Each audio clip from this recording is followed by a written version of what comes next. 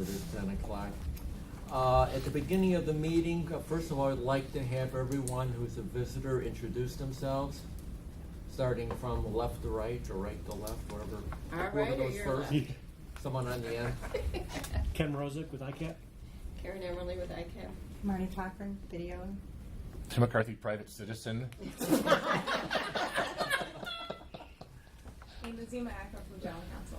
All right, well, welcome. And ordinarily at the beginning of the meeting, we allow public comment. If there's a question, a comment, if you want to take a minute, we may not necessarily enter into a discussion about what you raised, but if you have a comment, anyone? That's a darn good looking tie you're wearing. It is a nice tie. It actually is. Do you want to make a motion? To continue to wear it? Let the record show I have a nice tie. Thank Yeah, you. it's like you got a dimple in it and everything. I can't make mine do that. Jim, do you have something you want to? Mr. McCarthy, would you please come forward? Oh boy.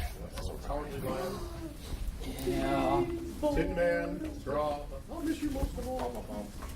The board would like to recognize the hours, the years, your dedication to the appraisal board, to the industry, and we'd like to present you with this plaque showing our gratitude. You want to and read it? appreciation. Thanks, Jimmy.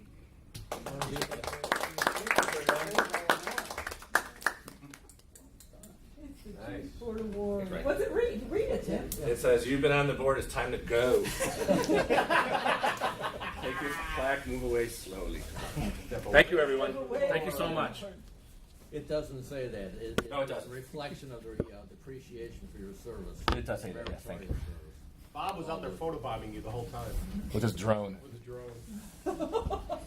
Let's take a look at the minutes, the open minutes, the closed minutes. You would?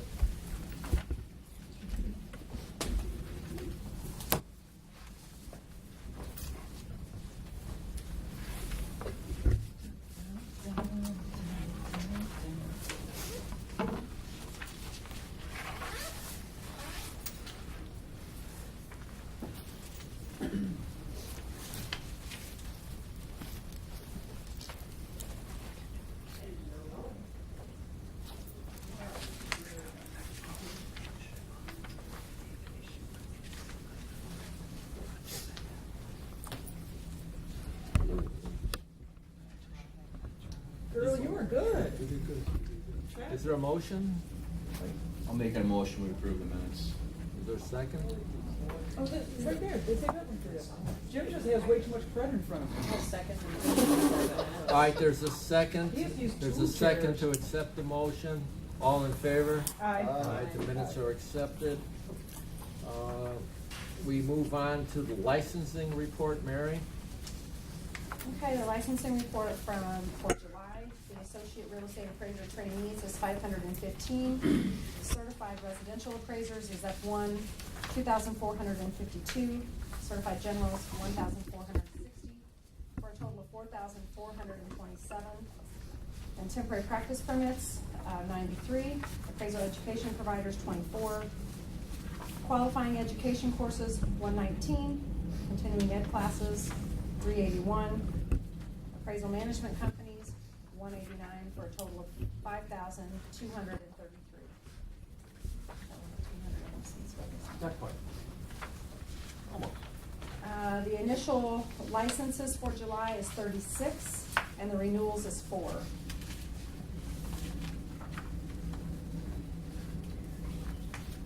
It appears that we have gone, that our profession has grown from 2013 to 2014, if we compare the two time periods. Is there a reason for that? I mean, besides, of course, people beginning coming to the industry again, which is a good thing. Is that mostly because from people doing renewals and becoming cert res? No, I think we're getting more trainees coming in, Okay. dribbles and grabs. But it's not going to be, we're not going to go gangbusters like we did in the early 2000s. No, okay. Dribbles and what? Dribbles and grabs. Drab. Grabs. Thank Just you. grabs and dribbles. Thank you. They're just dripping in. They're seeping into the business. And then they're also complaining we can't find work, so. But they're all taking tests. And I see the appraiser examination Sure. pass Yeah. rates are pretty much the same as they've been.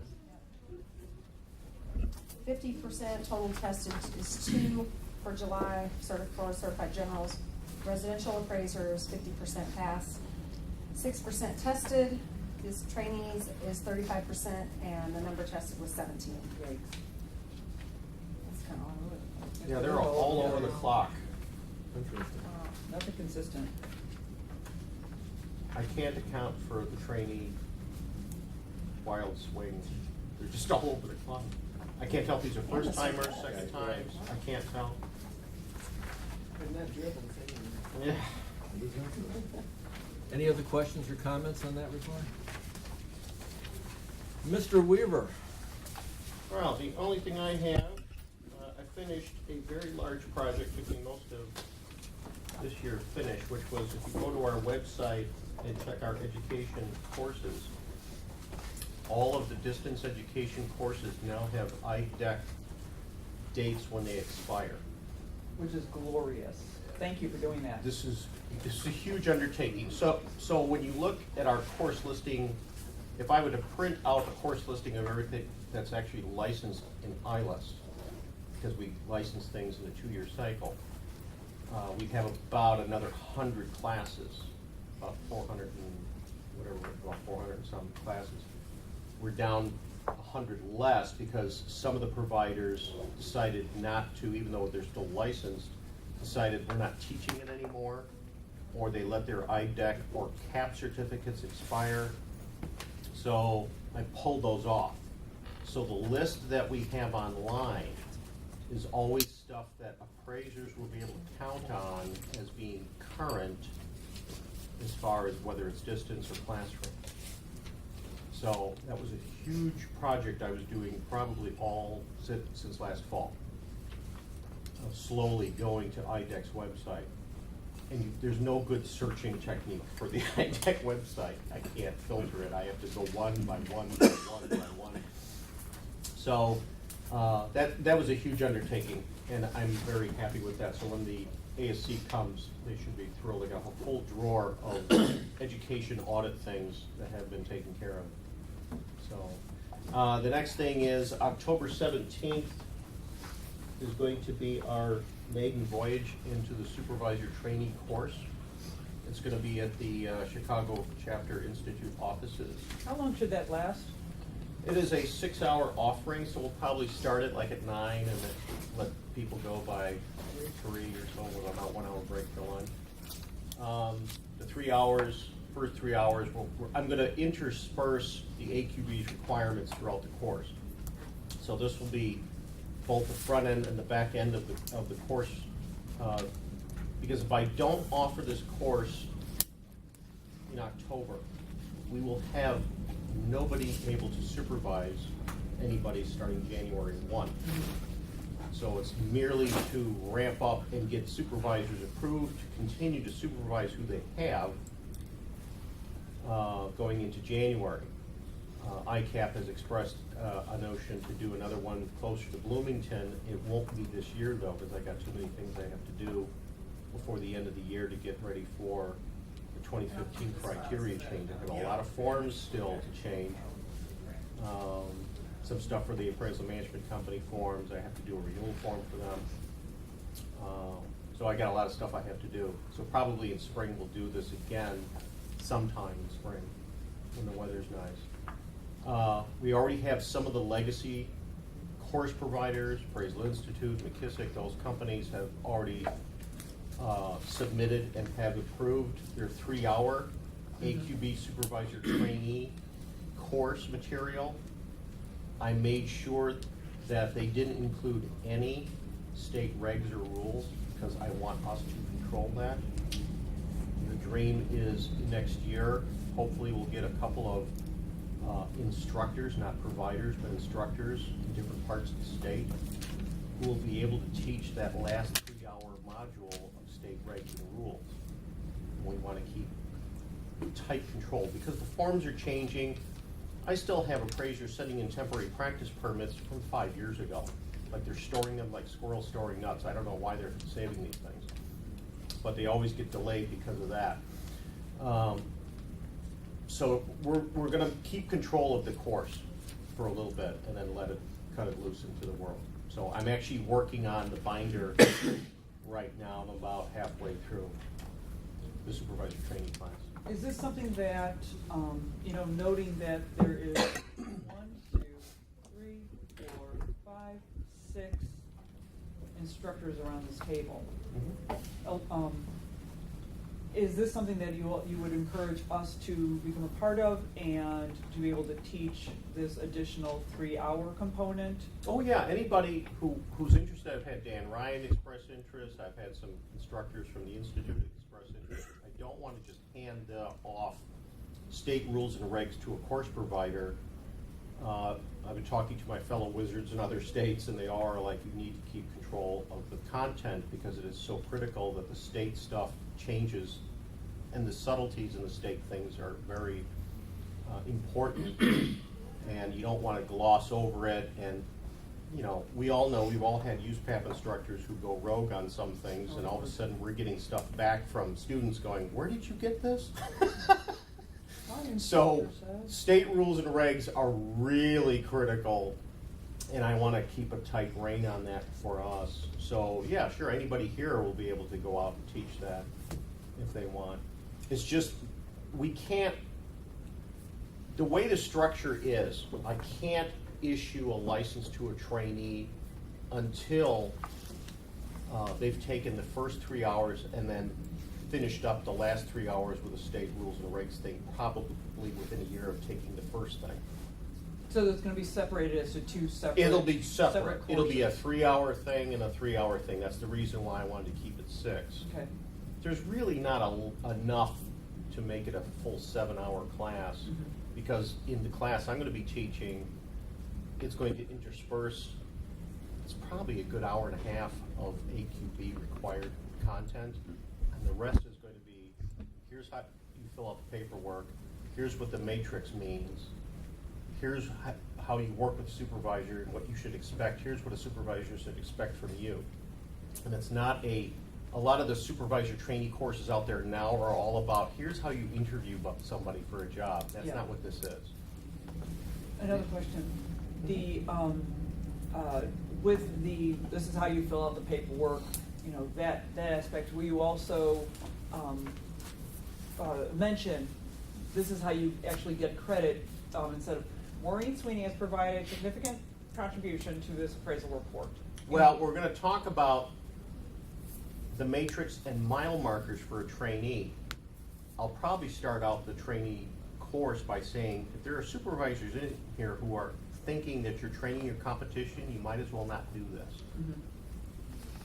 If that's what you think you're doing.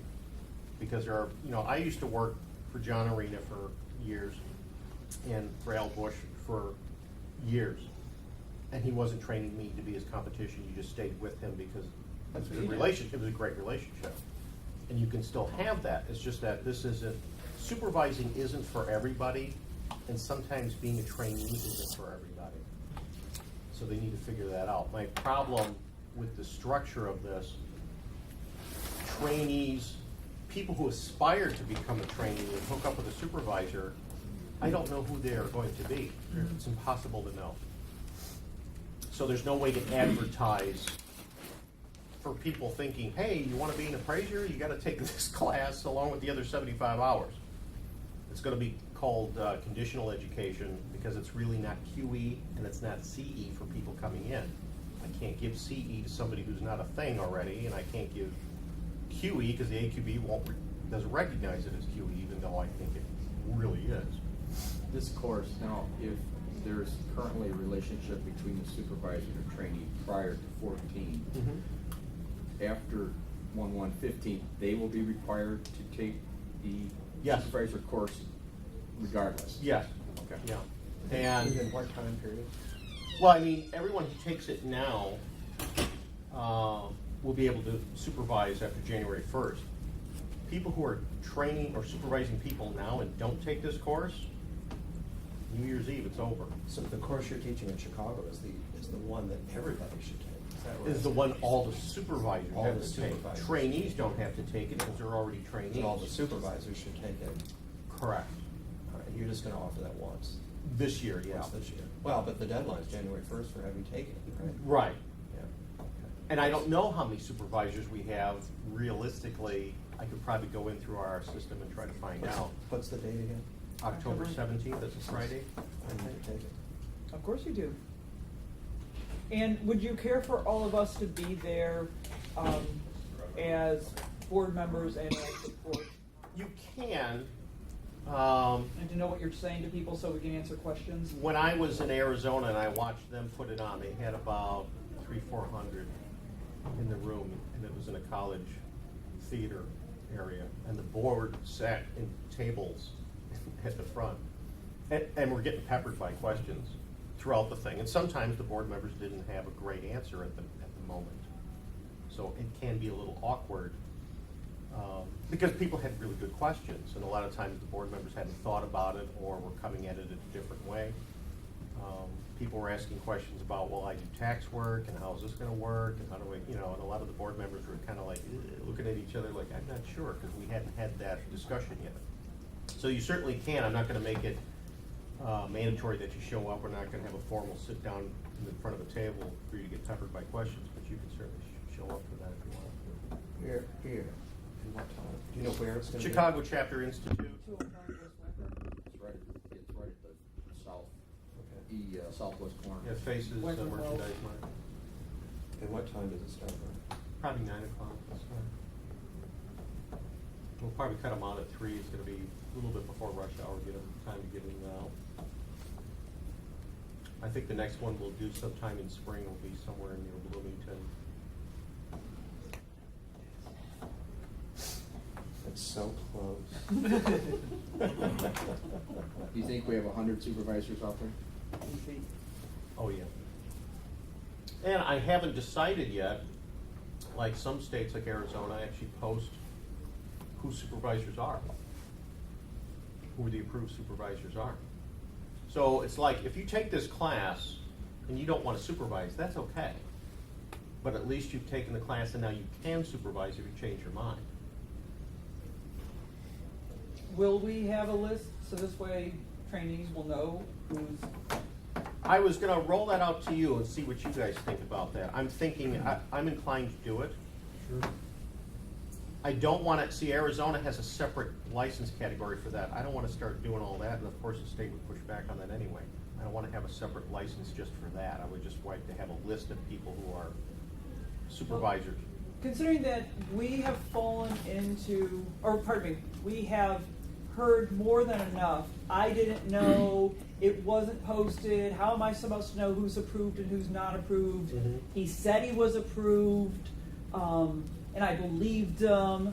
So this way, that will put the stop at any sort of parties coming, any That's sort why of I'm thinking trainees I'm coming inclined in to do it. saying, I Absolutely. didn't know. Yeah, that's It's why like, I'm inclined to do it. Dude, if you can't look on the website, then I don't know what to tell you. But I also realize there are gonna be appraisers going, hey, I'm not taking any more people, please, I don't want them ringing the phones off the hook and emailing me all day long. And I'm like, well, you're gonna get that anyway. And it's not, and you've seen the numbers, we don't have hundreds coming in here. We've got dribbles coming in, so you're not gonna get all that.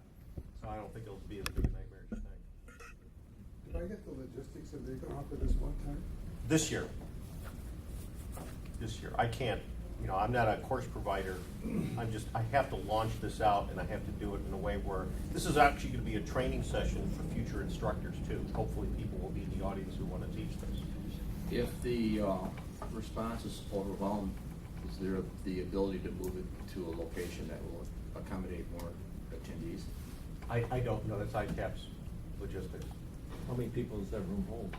What's it teach, 100 150 tops, but the problem is, because I'm running it for the ICAP website, trainees are signing up and they don't have to because they're grandfathered. It's really more for supervisors, but trainees are coming hoping to find supervisors, believe it or not. And I said, that's not part of the agenda, but. But that's a good, but see, that's what's gonna happen. This is why I was pushing Maybe for it to should we be out in restrict- Lyle. We Maybe can't should we announce, I haven't announced restrict it yet, so you guys should sign up like right now, because as soon as Rich lets me announce it, because I'm gonna say, you have to take it, or else it'll sell out in a week. Should we restrict it to supervisors only? then? 'Cause No, that's what you it- can't do I that, don't know 'cause if this you is can. a It's a supervisor state trainee offering. Oh, class. all right.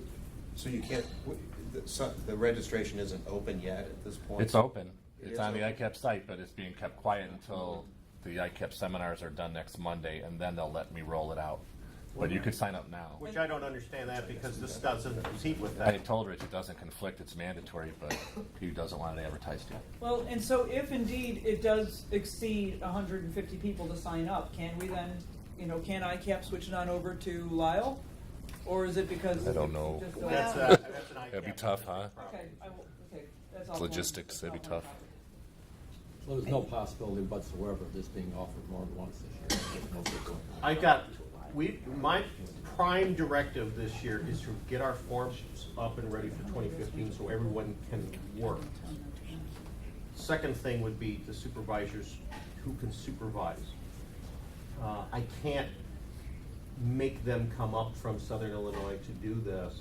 I understand the logistical problem of it, but there was no way I would ever go down to Marion to put this on. We'd never get anybody down there. There's like a handful of people. I mean, when you think about even in Sangamon County where Springfield is, we have 15 appraisers. So I'm looking at the population track. I would almost rather put it on somewhere near Belleville or somewhere near Springfield or somewhere where people can get to a place. I'm not putting it on a Quincy or Danville. It's just not feasible to do it. The issue this fall is if it's maybe more date versus location, you're gonna have people with a conflict Yes. with the date. Yeah. That's why I was asking about the Twice in logistics. Chicago even. Yep. If I understand what you said, every supervisor in the state is supposed to be here in that location on that date or else, to use TJ's term. That's true. That's a rule, because, Nothing I can do about that. okay, well, extend the deadline. I can't. This is a federal deadline. Oh, all right. Yeah, no, AQB, Jan 1 is the wall. And we haven't had anything back from the AQB saying, even if someone is in process, we'll push it into January or February. They've never said that. We anticipate it's possible, but they may not. So we have to pretend that this is the solid wall we have. So I have to, otherwise, yeah, I could probably roll something out in December, but then we're hitting in the holidays now. People are like, I'm on vacation, I don't have time for this, and you know how everything comes to a grinding halt in appraisal land after Thanksgiving. People I can't, skedaddle.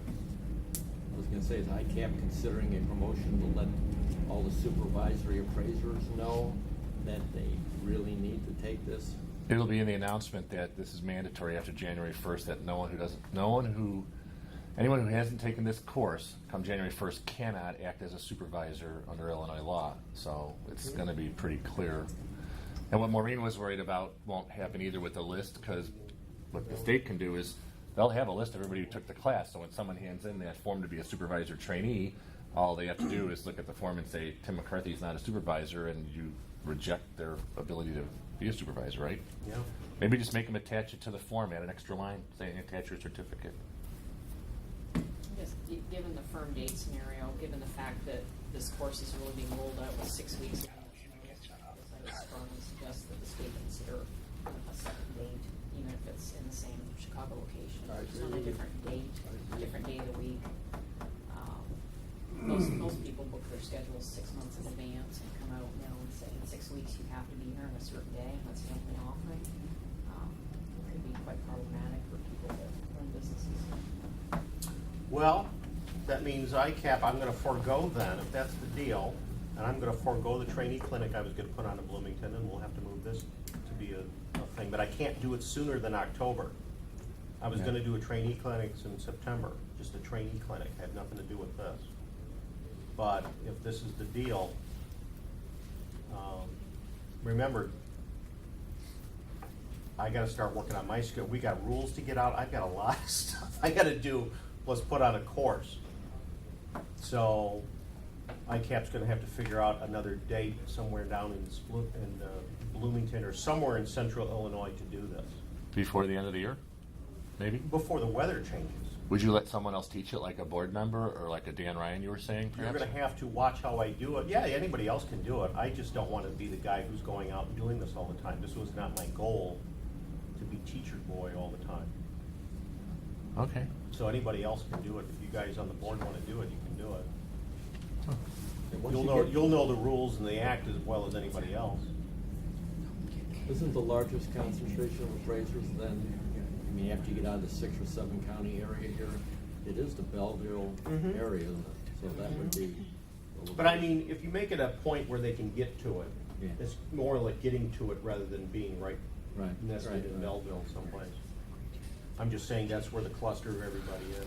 Leanne's point was, the thing that makes it problematic is not just the location, it's also one date. Firm date. You know, and if your grandfather passes away on that date, you're out of luck. So it's grandfather, but.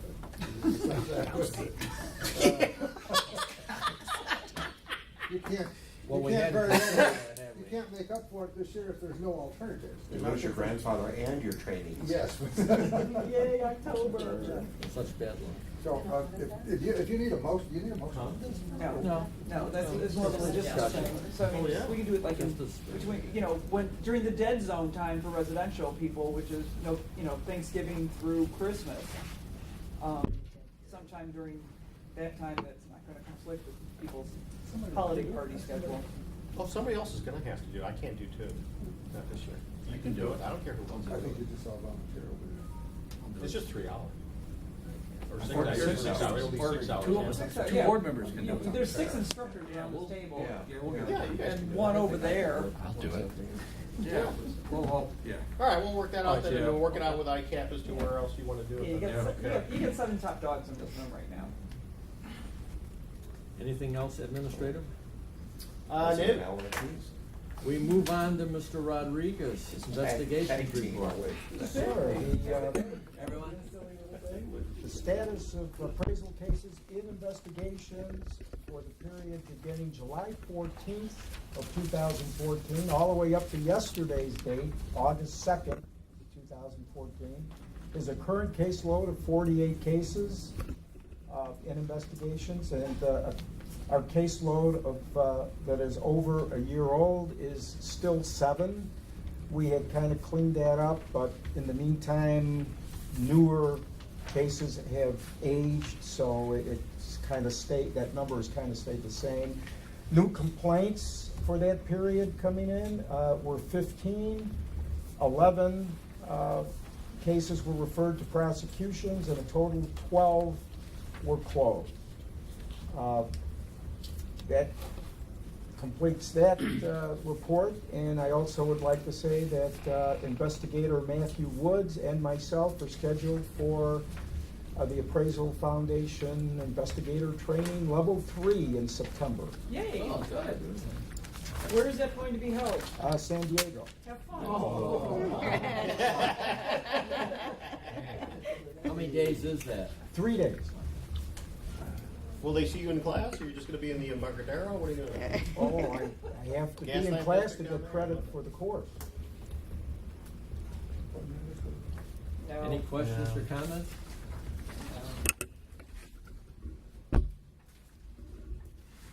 All right, then, we move on to the prosecution's reports. Who, is someone here to deliver that? We do not. We'll let Mary do it. Dulcet tone. Okay. Okay, the pending cases, open cases for July is 79. Complaints filed is 12. Received cases was 14. 17 were closed. Closed administratively 6. Closed AOL 4. Formal order closed was 1. Consent orders closed was 4. And what is the NDO AMC 2? Non-disciplinary orders on AMC. Okay, so 2 of those. What? Do we know anything about the formal hearing schedules coming up? Starkman is still on for next Tuesday, but that may change today. We'll see. He may be coming to the end of that. We'll see.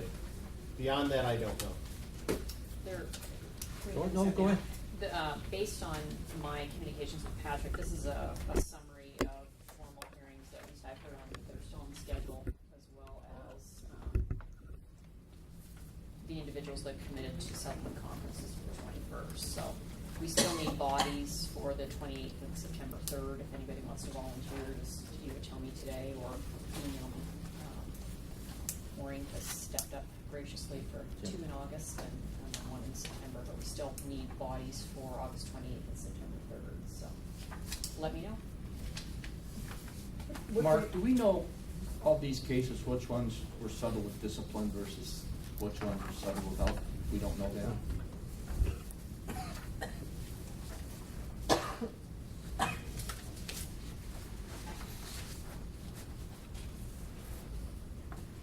If we wanted a report from prosecutions that provided us with that information, who would we make that request to? Kareem. Kareem? Okay. Just in time. Wow. You're up. Mary had just read through some of the numbers, but if you want to present it. Oh, okay. Well, I mean, if there's any specific questions, I'd be happy to. Do we know of the cases, which ones were closed with discipline, which ones was closed without discipline? Is that Well, on here? that's the breakdown. I mean, they're closed with an AWL, they're closed with a formal order, closed with a consent order. I mean, we can break it down more specifically. So then the 6 of them. The tax order was a discipline they refused to renew. So then in July, then we had 6 that was closed with administrative warning. Is that what the administrative is? Well, administratively, so different ways you can close administratively. How do you get that? Yeah. Whether it was closed outright, whether it was closed by agreement, whether it was closed after investigation. I mean, it was. So some of these could have been Closed closed without by- board participation was my question, I It guess. could have been closed at investigations. It could, yeah. Okay. I mean, it can be closed further. There was sometimes with the real estate board, we can break it down further than this. We can do that too. Have we seen where that the case is closed, administratively closed without discipline? Are those numbers coming down, going up? If you say we look back over the last 12 months, is there a pattern or a trend? Don't know. I can look. Well, no, yeah, okay. Do I know that off the top of my head? No. Yeah, I didn't know if can it was get that. if it was I'll trending. Send it to you. Yeah, okay. If it was which way it was trending. I think that because of what's required of us now by the ASC, I think it's a different number than what it's been in the past, but I can't say what the trend Okay. is. Sure. Okay. And if we had a question about a specific case or two, I could just refer it to you. Sure. Fine. Okay. Anything else? No, I don't even know. Okay. Thank you.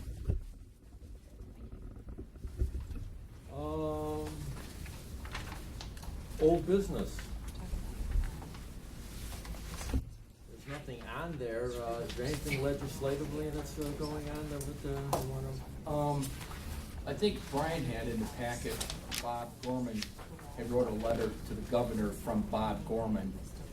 And the current bill awaiting the governor's signature, we talked about a last board meeting where there was a comment that must be made, this is not an appraisal of the estimate of market value prepared by a real estate broker, not a certified appraiser. And we had some discussion, some thought that the broker duly licensed to do it, some thought that he really can't say that because you are licensed. Bob was looking to have that removed. I think ICAP would prefer that to read not, it was the broker price opinion was provided by a real estate broker, not acting as a certified appraiser.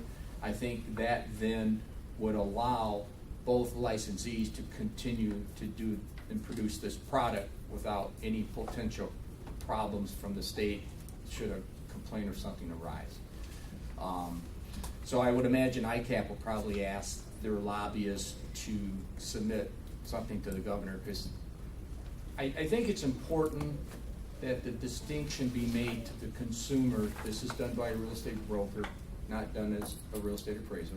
We all realize that a real estate appraiser cannot produce that product, but I don't know that the consumer is aware of that. So I think if we say not acting as, I think that would then be consistent with the intent of the lobbyists for the real estate industry when they submitted that language.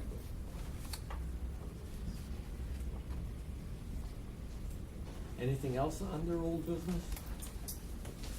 The results, Oh, I'm sorry, what? the results of the letter, we don't know? Oh, Mr. Gorman's letter? No, I would imagine that they probably would reply back to Bob, I would think. The bill went to the governor on June 27. The governor's got 60 days, depending on, and I believe he has until August 26th, I think, to sign the bill. Have we received any information from upstairs about the bill at all? I think historically, it seems like anything real estate related seems to get pushed toward the end of the deadline. It appears to be that way, and I would imagine he has other things pending versus signing our bill early, so I would imagine. Did you say that ICAP is going to get involved or make a recommendation? And the only reason I care, he addresses the shortage of downstate appraisers. That's why I'm asking, because if it affects that, then I'm concerned. ICAP's position on it is that they feel it's important to distinguish the two differences between the broker and the appraiser, but yet ICAP, or I think our board, doesn't want to enable a dual licensee from being able to continue to do BPOs. So if that little bit, when acting as, clarifies that, then I think that's a win-win all the way around, and both sides win in a deal. Unless there's any questions or anybody else have any suggested language. Thank you, Mr. Chair. Anything else? Rules are being worked on. Is ICAP working on language about the home inspection thing we talked about? They're working on it, but I don't know the status of it. We have to have rules done relatively soon? Yeah,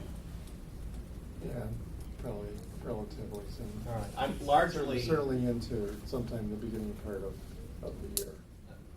Oh, yeah, for the beginning of the year? Okay. Maureen? Brian, this is going back to the supervisor training course. You said it's a 6-hour. Will those who attended get CE for that? QE? Will they get some sort of credit? The towards supervisors their- and existing trainees will get CE. People coming into the business obviously can't. Correct. But they'll have to take it anyway. That's the tricky part of the That's course. right, but they will get credit for sitting. They'll get butt Yeah, hours. and the nice thing is, if trainee takes this class, it also satisfies whether or not a couple of years later they become a certified something, they've already taken that class, they don't have to take it again to supervise. It's done, it's one and done. Now, we were thinking, we haven't written a rule about it, some states are taking the tack of, if you haven't supervised somebody in, let's say, 3 years, you should probably take this course as a refresher before you supervise again. I haven't written that rule, it's something you guys might wanna consider, or not. 5 years, 3 years, 2 years, whatever you wanna do, I haven't written a rule for that, but that's what some states are doing. And I don't know what's a good time frame. 3 years seemed okay. If you haven't supervised somebody for 3 years, maybe you need to take this. But that's up to you. Anything else?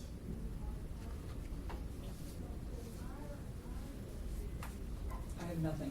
Thank you. Wow, wow. I Yeah. love her though. I got nothing. I'm sitting next to her too. I will be following up on what we were discussing there about some of the files that have been closed, so I'll be following up with that and have something in the near future on that. We have, wow, new business. We have our own Mark Thompson. Mark Thompson. Our character Mark, very appropriate. is going to, Dance? no. He's going to present to the board, settlement conference protocol. Focus So, on Mark, him. Man of few words. the floor is yours. I'm gonna move, so I'm not talking to Tony's back. I can move over by the lovely TJ and the lovely Azima. Lovely. The lovely. Lovely. You never were lovely on the board. Gotta be that shirt and tie. That's because you got a fancy new Robert Hall suit. Yeah, you should come back by the board here, like Mr. Hand and You can make notes.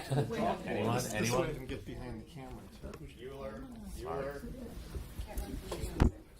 She'll just turn the camera, Mark. Yeah, that camera moves. Pin it. We've got Gordon. Mark, do you want to come up here and I'll kind of move back? No, this is, I can see everybody. Mark always did like the corner. I know, but your fans would like to see you on YouTube. Did you grab the broken chair? Because I was trying to hide one back there. Yeah, you got the wobbly. Yeah, there you go. You go. Nobody puts baby in a corner. Is that Mary? Was it Mary? Who's Barry? Mary with a zinger. Zinga. Zinger. Closed session zinger. Well, Lee asked me to talk about several topics, so this is going to be kind of a mix of things. Hopefully we'll get through this in about 3 hours, and then you can go to lunch. No, it'll be a lot quicker. Also, if you have any questions as I move through some of this stuff, just jump in. Even Maureen can jump in. Wow. Personal invitation. Wow. Personal invitation. First, wanted to comment a little bit on the legal aspect of informal hearings. As I think you're probably all aware, formal hearing process is governed by the Act, and it's pretty much spelled out. It says that the hearings are conducted by the board unless the secretary appoints a hearing officer to hear the case, which is what happens in every case. So that's why the board does not actually conduct the hearings. It's done by an ALJ. Your guaranteed role in that process under the Act is that the ALJ is, in a sense, hearing the case on behalf of the board. So when the ALJ prepares his or her report, that report goes to you as the board to review and to state your recommendations on it, whether you accept or agree with the ALJ's recommendations, or you have a different view of the case or a different recommendation, and then of course goes to the director for final decision. As I say, that's all set forth in the Act as to how that whole process takes place. The informal process is not in the Act, and it's not in the rules. So that is more done by practice. The department as a whole has the ability to settle cases or to handle cases outside of the formal hearing process if the parties can come to some sort of agreement about the case, or if the department concludes that there isn't sufficient evidence and they close the case out. So your role as board members in that informal process is not spelled out in the Act. It is more by practice. And that practice is that prosecutions in the informal process provides the legal expertise. The board members provide the subject matter expertise. And hopefully everyone working together, you end up with a good result. And that's what we're striving to accomplish. I know that there have been, I think there was a recommendation on this, it may have even been from Joel, to have some sort of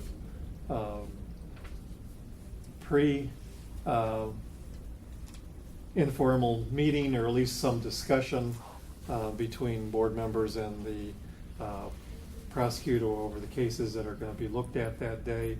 I think that's a good idea, and something that I can discuss with prosecutions as well.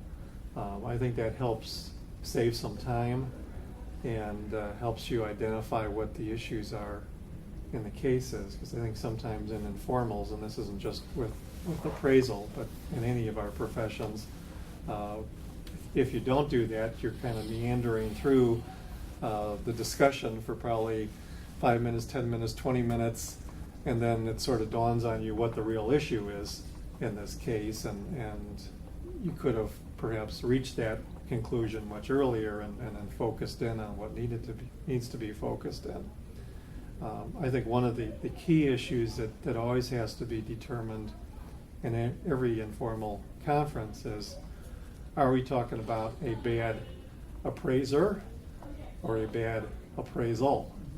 And I think that if you can answer that initial question, that will drive where you go with that informal conference.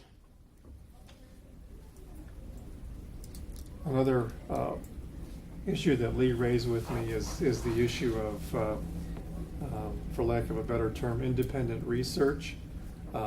In a formal hearing, it's very clear what has to be done, and that is you are bound by the record. You are bound by the testimony that's provided. You're bound by the evidence that is submitted at that formal hearing, and you have to make your recommendations and decisions based on what is in that record. Even if you know certain things in your own life beyond it, you can't consider that. If it's not in the record, can't be considered. Informal conference is a little different in that regard. Board members are not investigators, so you can't conduct your own investigations of complaints or issues. But since the informal conference is in fact informal, and it is legally off the record and confidential, people can speak freely. It can't be used anywhere else against the agency or against the individual. Certainly a respondent can come in and say, I did it, I did everything, what are you going to offer me as a sanction? If you can't come to an agreement on sanction, they can still have their formal hearing, and then at the formal hearing they can deny that they violated anything, because we can't use any kind of discussions or comments made at the informal hearing anywhere else. But because it's informal in that sense, that allows you as board members, again, not in doing your own investigations, but if you have knowledge of particular buildings or particular neighborhoods, things like that, you can indeed bring that into that process. Mark, just one thing? Yes. Is there a black and white area when you're saying no investigation for the settlement conference, for the informal conferences? You say, of course, we always bring our awareness and our knowledge to the particular conference, but we all have access to, without leaving our office, we all have access to the MLS, to various online sources. Where is there clear-cut black and white? What's an investigation and what's just kind of? If you're collecting information, then you're investigating. That's would be the problem with MLS is, if you're looking stuff up on MLS, you're collecting stuff. Again, given that it's an informal process, if the issue of what's on MLS comes up in the informal conference and the other side raises it, and everybody's agreed that we should all, as a group at that informal conference, take a look at what MLS says, then you're probably fine. But if you're doing that on your own, collecting information, that's a problem. I assume that informals have the confidentiality binding up the department, doesn't that also enroll to the respondent? Because we've been the business end of some attorneys who've tried to use confidential negotiations Yes. in a formal setting. Yes, it is. It goes both ways. And yes, they've tried to do that, and you know, the risk that those attorneys have is particularly if they do practice here on any kind of semi-regular basis, we may not want to do informals with them anymore. And all their people will go to formal hearings. You know, we don't have to sit down with anybody that we don't want to sit down with. Maureen? Oh, wait. No, go ahead, go ahead. What if you have that knowledge already in your head, though? And a report shows up, and the investigator didn't know something, but it is in the board members' area of expertise, it is in their marketplace, and they know the property. But the investigators missed something. Can they say, you know what? You kind of missed the fact that it has an east view of Lake Michigan, and you are, you know, or pardon me, it has a west view of the city, Right. but you've used all your comps are east view, Lake Michigan, city skyline, gorgeous views, and therefore you've generated an incorrect appraisal report. I'm Yeah, not going to no, say that's- it's you know, because we haven't talked about it, but it is incorrect. Yeah, that's fine. I can bring that up. There's no problem at all. Okay, thank you. Well, Mark, what is the nature of the problem with us investigating to the extent that we can and to the extent that we think we need to in order to help perhaps answer the question, do we have a bad appraiser or do we have a bad appraisal? What's the problem? Well, you're sitting in a quasi judicial role in this process, and investigations need to be handled by prosecutions and the investigations unit rather than you as a decision maker. Huh? Joel was getting at my question. If a board member is coming to one of these hearings and is simply interested in being as well prepared as possible to hear what it is, we can't really do anything to be well prepared. Is that what you're saying here? Huh? Right. So the dumber you are when you come in, the better off you are, huh? Well, hopefully all the information is in the file. Certainly if there are things that come up during that conference where there are some unanswered questions, that may be a basis then for prosecutions to request some additional investigations be done to collect some more information. Yeah, I just want to follow up, Mark. The very first informal conference, or at least the first day I was participating, we had an appraiser from my market area.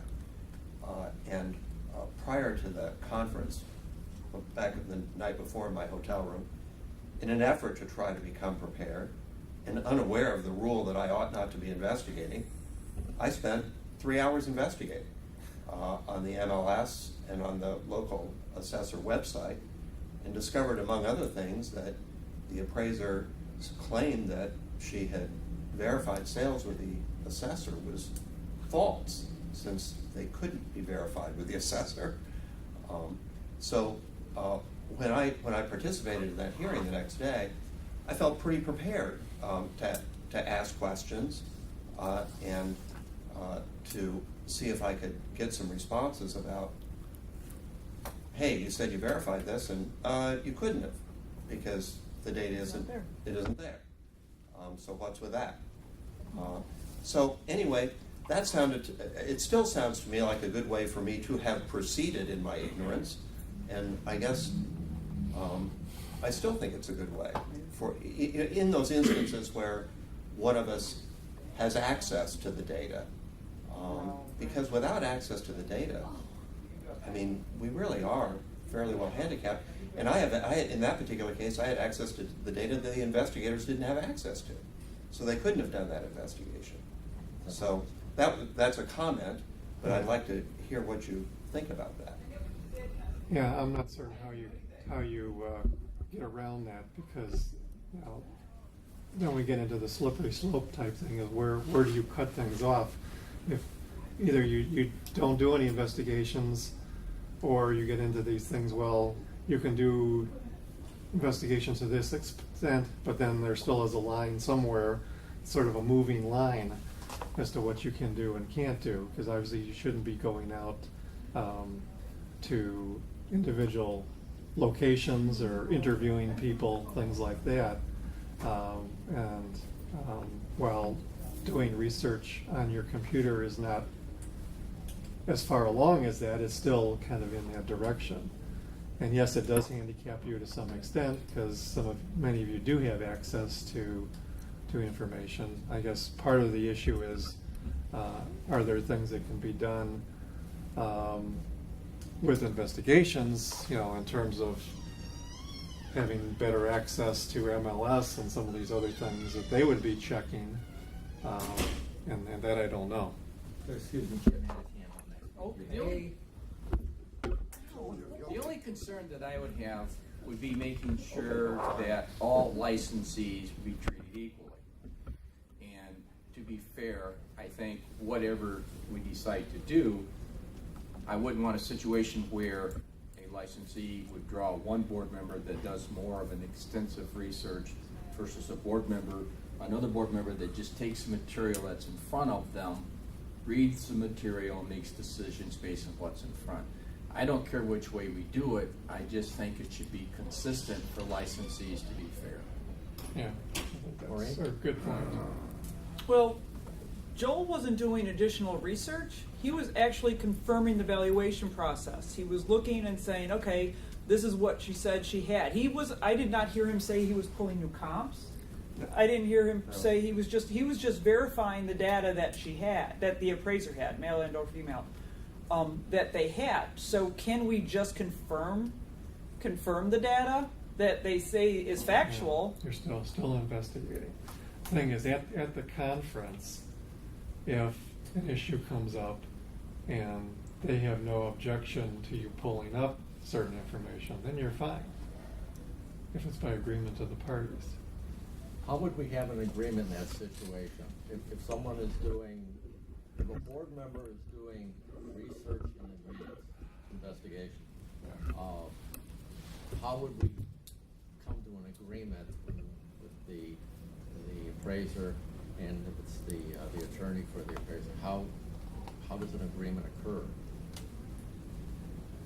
Well, if there's certain issues that are raised, and there's some question over what was on MLS and what they had,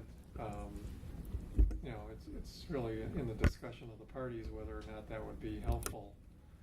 They would obviously be looking at that from the standpoint of MLS will back up what I'm telling you. You may want to check to see if that's true or not. So that research wouldn't be. But see, would not then you're occur doing prior it to the conference. you're doing it at the conference, and everybody's participating in it. Right, so it would either occur at the conference or subsequent to the conference. Yeah. The research wouldn't be occurring prior to the conference. Right. And And then we'll get to. I don't know if how important is it to have MLS reports? Is this something we need to look into making certain we have those reports for every case, and then at least that raw data is there for you to look at. And I know we don't have them, Yeah. and I don't know what the process is to do something like that. They have them in the work file. Leanne had. Investigations can ask for it. Yeah. It's there. I guess I'll sort of ask if this is appropriate, but we had a situation where that actually happened, and we don't do any investigation. I think we're all good communicators, and it's an opportunity in that conference for the appraiser to sort of state his case. And if we suspect that there are issues, we can ask questions to sort of get at what the response is. Number one, we have the work file. Number two, and there should be support in the work file. We had one case where we sensed something was off. There was not necessarily conclusive proof in the work file, and it was suggested that after the conference that proof be provided or flushed out, and it was left at that. And the complainant was given an opportunity, or the appraiser was given an opportunity to provide that. Yeah, you could certainly ask, if there is an issue that could be addressed by the MLS, you could ask the respondent to produce a copy of that. You know, these are settlement conferences, and, you know, the hope is that matters can be resolved in one sitting. Sometimes they can't, and that's okay. You know, if you need to have them come back at a later time, then, you know, you do that.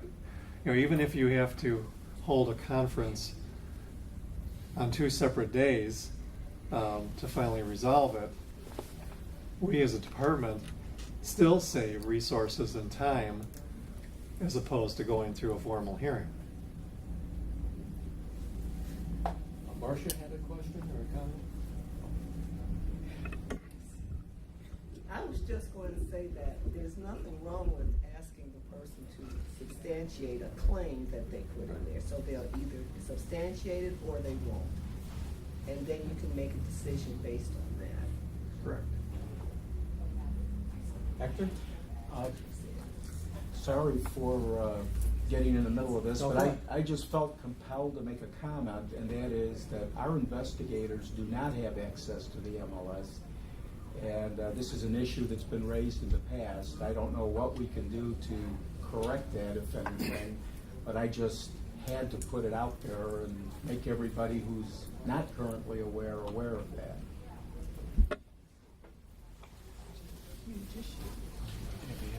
What? You hit a couple of spots that are upsetting. Having sat with these informal hearings, inadequately equipped, in my own opinion, not knowledgeable of any of the cases coming before me, I think that's the status you would prefer us to be in our initial, hi, how are you? Welcome. Looking at repeat offenders that we weren't aware of, that this was their second or third trip back before a board, our board, is upsetting. Not having facts to examine prior to asking questions. How can I ask the right questions? When I have an individual here, I'm looking at Hector's personnel, who does a wonderful job in their investigatory procedure. But again, limited. Appraisers don't deal with limited decks. You don't play 3-card poker in a 5-card hand.